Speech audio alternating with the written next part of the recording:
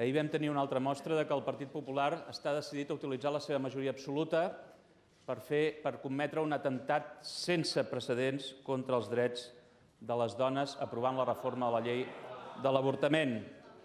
Senyor president, li vull preguntar quines accions pensa emprendre el seu govern per garantir els drets de les dones a Catalunya si, com tot sembla indicar, el Partit Popular tira endavant la llei Gallardón, i també què és el que està fent per complir aquella moció que es va aprovar per àmplia majoria en aquest Parlament de Catalunya, proposada pel Partit dels Socialistes de Catalunya, per defensar els drets de les dones, en el que es comprometia a instar el senyor Rajoy a no continuar endavant amb la seva reforma de la llei de l'avortament.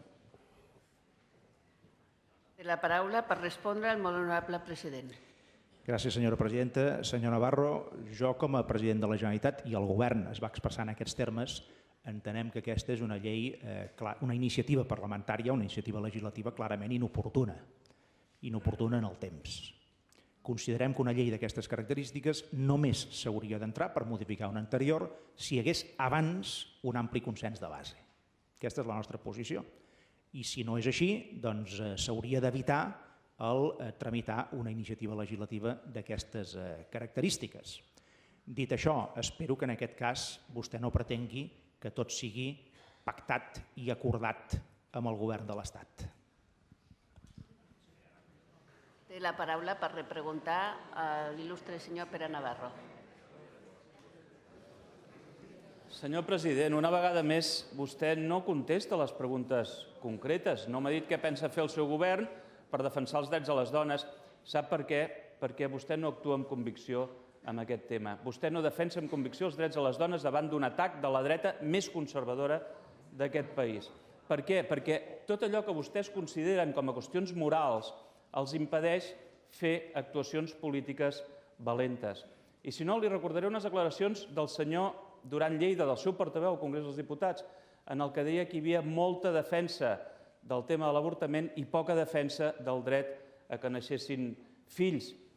Considera que és molta defensa que nosaltres estiguem reivindicant que les nostres filles tinguin com a mínim els mateixos drets que les seves mares a la seva edat?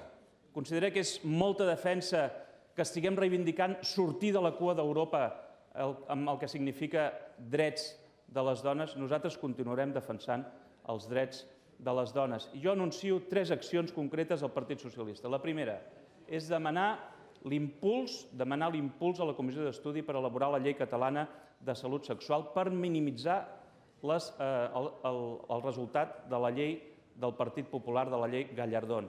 En segon lloc, quan els socialistes tinguem majoria al Congrés dels Diputats, serà la primera llei que eliminarem. I en tercer lloc, continuarem estant al costat de les dones en aquells ajuntaments on governem i, si cal, tornarem a crear els centres de planificació familiar d'acord amb els professionals i amb les entitats de dones, perquè continuarem lluitant pels drets de les dones. Vostès volen convertir les reserves morals en un lloc on amagar-se. Nosaltres volem que les reserves morals estiguin en el camp de lo privat i la llei, que és el camp de lo públic, reivindiqui i defensi els drets de les dones a decidir sobre el seu propi cos.